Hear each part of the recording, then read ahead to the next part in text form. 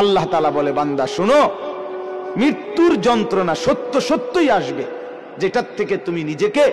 পলায়ন করছিলে, মরতে তুমি কখনোই চাচ্ছিলে না, কিন্তু এটা শুনে নাও, যে মৃত্যু তুমি কখনোই চাও না, সেই মৃত্যুর যন্ত্রণা তোমার আসবেই আসবে। সাকরাতুল মউত, হাত্তাকে এমনকি আল্লাহর নবী সাল্লাল্লাহু আলাইহি সাল্লাম পর্যন্ত ইন্তেকালের পূর্বে নবীজি হাদিসে স্পষ্ট আছে, আম্মা জান আয়েশা বলছেন, নবীজি সাল্লাল্লাহু আলাইহি সাল্লাম একটা বাটির মধ্যে পানি দিছে, আর নিজের পবিত্র ডান হাত মোবারক দিয়ে হাত দিয়া এই বাটির পানির মধ্যে চুবাইতেছিলেন, আর কপালের ঘাম মুছতেছিলেন নবীজি, আর বলতেছিলেন, লা ইলাহা ইল্লাল্লাহ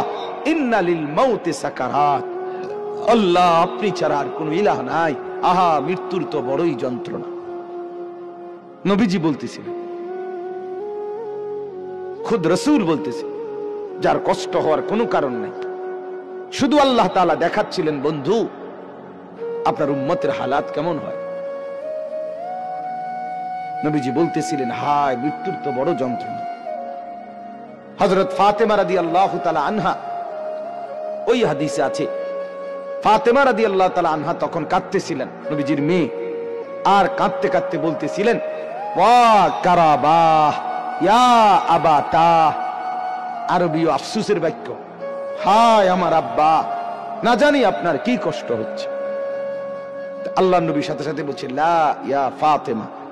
না না ফাতেমা, কষ্ট হচ্ছে না, লাইসা আলা আবিকাল কারব বাদা হাদাল ইয়াউমি আবাদা। সুবহানাল্লাহ। বললেন নবী, ফাতেমা শোনো, আজকে তোমার বাবার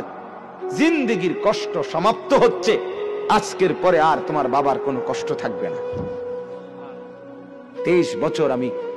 দিবা নিশি মেহনত করছি, কষ্ট করছি, কাঁদছি, চোখের পানি ফেলছি,